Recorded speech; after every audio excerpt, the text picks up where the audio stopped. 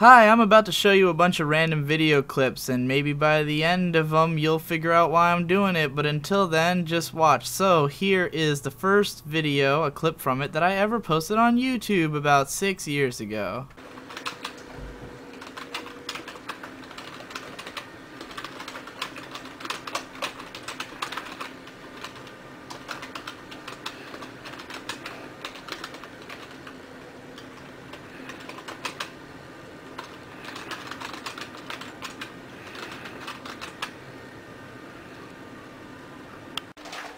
Dude, what the freak?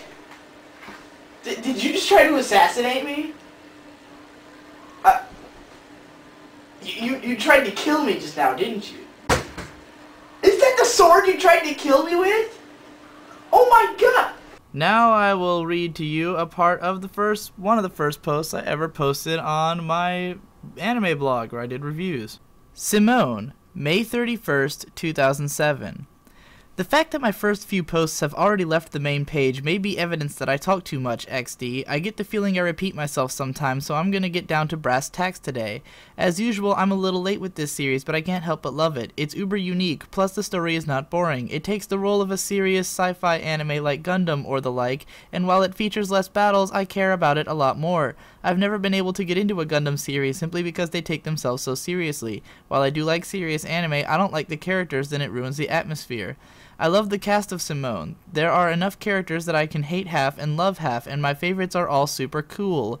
Ayaru-chan is probably my favorite thus far, but the silver-haired girl and the younger one with the blue hair are cool too. Most of the originals are bastards, and I think that was done on purpose, though the one girl with the dark purple hair makes up for it. I've never been much for the strong silent types, but I admire her responsible nature. And of course, let's not forget the tons of girl-on-girl action. I wish they wouldn't talk about one becoming a man all the time. Why not be lovers and both stay women? It makes for better fanfiction afterwards, lol. Anyway, I'll surely have a full review once I finish watching it, hopefully before the subs disappear. Edit, also change the header to better fit my style, tonguey face. Now let's see a video and an anime blog post that I did in about 2010.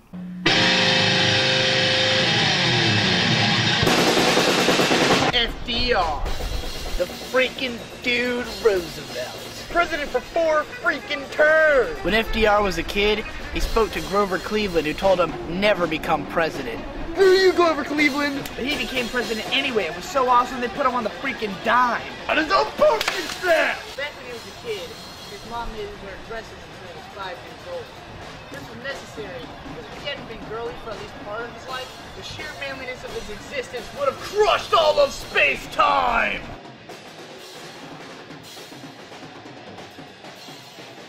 Legalize alcohol. He is a good man. Someone once tried to shoot FDR, but the sheer manliness of his presence deflected the bullet into someone else. He shed one manly tear for the life lost. He had a plank on the sacred cow! His fireside chats were radio shows where he spoke to the American public. So many people would listen to them with their windows open that you could walk down the street and not miss anything. He's part Dutch and part French! I swear to God, I had no idea I had another post about Simone that just happened to come out on the same, almost exact same day as that video I just showed. But anyway, Simone, why you should watch one of the best anime ever, and why I'm glad I watched it again. The first time I watched Simone was in early 2007 when I had just gotten back into anime, and it was one of my first new shows. I watched it on Crunchyroll, which was back when it was the shittiest possible quality of streams imaginable. Like all anime I watched that early in my fandom, I lost memory of it quickly because of the factors like me not really hearing voice actors, the shittiness of quality, etc. As such, when I later bought and watched the first DVD, I was utterly shocked with how much better it was than I remembered in about every way. I knew that once I collected the DVDs, it would quickly become one of my favorites. However, most surprising thing about this rewatch is that I may not have understood the show at all the first time I watched it. Rereading the posts I did at the time of watching, my opinions are so different that it's almost like I didn't watch the same show. So I've decided to divide this post into 2 sections. The first is one that you can follow if you haven't seen the show, meaning it's me trying to convince you to watch it, and the second is me talking about my own theories and other spoilerific content. Simone is one of those anime that is accurately described as amazing, and anyone who disagrees has no taste. It's brilliant, if you will, and that may be why it doesn't have enough fans. It stands a little too far on the threshold of goodness where it can't really become popular. Kind of like Legend of the Galactic Heroes or Honey and Clover or something, where it has a following of dedicated fans and is truly top-tier stuff, but somehow just never reaches the heights that it should in popularity. Unlike those two I mentioned, though, Simone has the power of Yuri and therefore was able to get licensed by Media Blasters, who did the absolute perfect shining example of how to do a niche release should be. Sub-only, 26 episodes on 5 DVDs, plenty of bonus features, and absolutely gorgeous cover art. It's in every way what fans of the series would want, so I can't commend MB highly enough for such a great release. Anyways, you kind of get the point. I'm not going to read this entire post because it's fucking long, which tells you a lot about how I used to write back in 2009. Shut up, cat. Next up, we'll do one from 2012. Why not? That was just last year.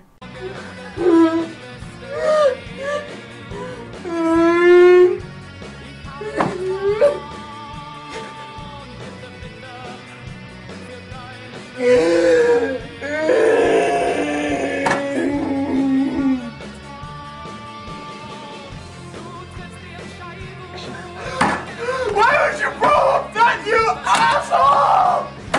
Ah! Hey, Vic!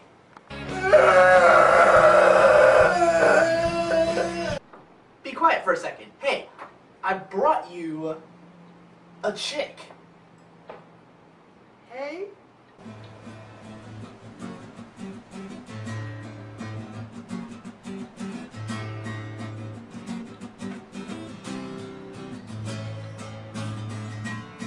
I'm just gonna leave you two alone. Hey. Are you ready to tandem bike? I've never done this before, I'm so scared! Don't worry, it's super safe.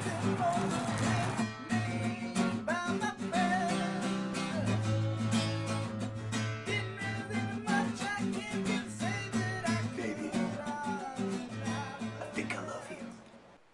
Oh my god, I have had such a good time with you. But now! I hate you! I have my problems with Nier, but they aren't the same problems that most of the reviews I've read have had. Because of this, I think it's important that I really get into the bones of this game. Two of the most common complaints about Nier are that it's got a ton of boring fetch quests and that it's too easy. Let's look at these elements. Walking around the main towns in Nier, there are a bunch of pedestrians with little words over their heads signifying that they have a quest for you. Most of them are indeed collection quests or transport quests that involve a little running around, and a few of them send you to go kill the occasional monster. These are all very easy quests, and it's easy to take as many as you can and finish them all together. I agree with most reviewers that these little quests are tedious and boring, which is why I didn't do them. After making a run through a bunch of them towards the beginning of the game, which actually did some good for getting me into the world at that point, I decided not to bother since the game was always sending me between mainline missions anyway. Maybe someone actually enjoys these quests. When you're out in the field doing them, your characters will share little unique bits of dialogue that you might enjoy if you really like the game's writing, as seems to be the case for most of its fans. They don't even take long to finish. One of my favorite things about this game is that Nier runs like a fucking gazelle, very satisfyingly traversing wide open plains in a matter of minutes. And not only that, but one of the early quests gives you a giant boar mount, which waits for you outside of whichever town you're in, and can charge across the plains in seconds. I feel like all of the reviews which accuse the game of sending you all over the place on quests are missing the forest for the trees by neglecting to mention how easy it is to get around. My point is that there's a reason to think that someone might enjoy these quests, so their presence in the game doesn't seem unwarranted to me, and since you don't have to do them in the first place, I can't see any need to complain about them. And last but not least, let's look at something from this year that's super recent.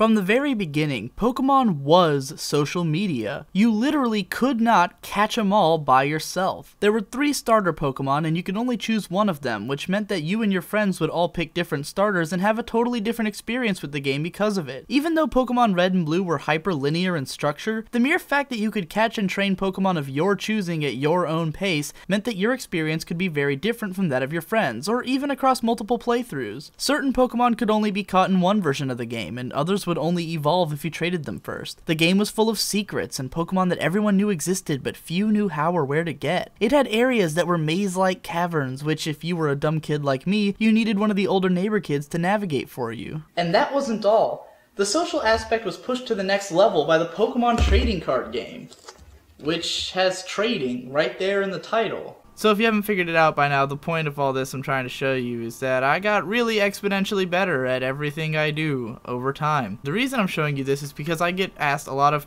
people ask me like, how do you become good at analysis or whatever, video making, whatever you think I do that you think I'm good at, and people ask me how you get good at it. And the answer is do it a lot for a long time. I started writing when I was a kid, like 8?